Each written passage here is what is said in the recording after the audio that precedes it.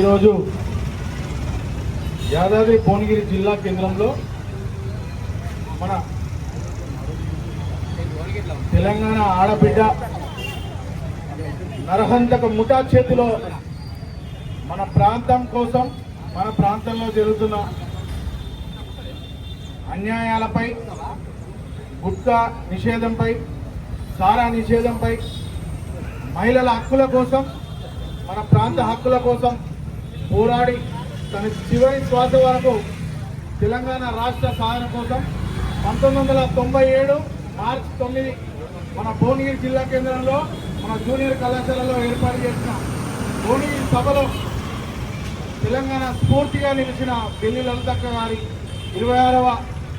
వర్ధంతి సభకు మనల్ని మన బెల్లి చంద్రశేఖర్ అన్న గారు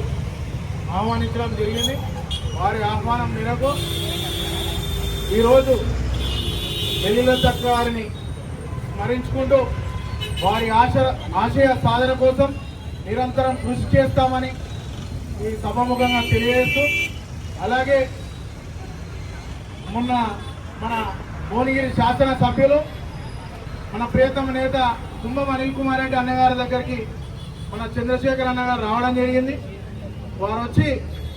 అన్న బెల్లి లలితక్క గారి ప్రాణ త్యాగాన్ని మనందరం గుర్తించాలి, మన ప్రాంతం కోసం తన ప్రాణాలను సైతం మనకు త్యాగం చేసిన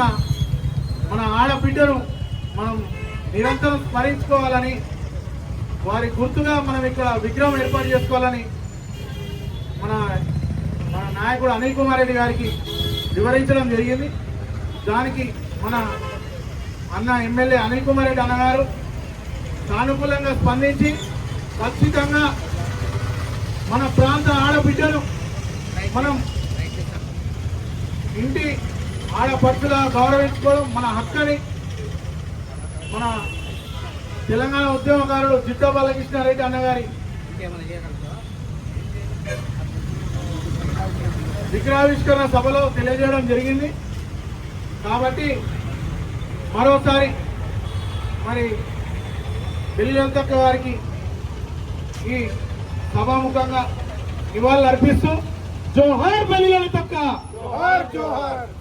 సాధిద్దాం బెల్లి లలితక్క ఆశయాలను, సాధిద్దాం బెల్లి లలితక్క ఆశయాలను, అమర్ హై బెల్లి లలితక్క.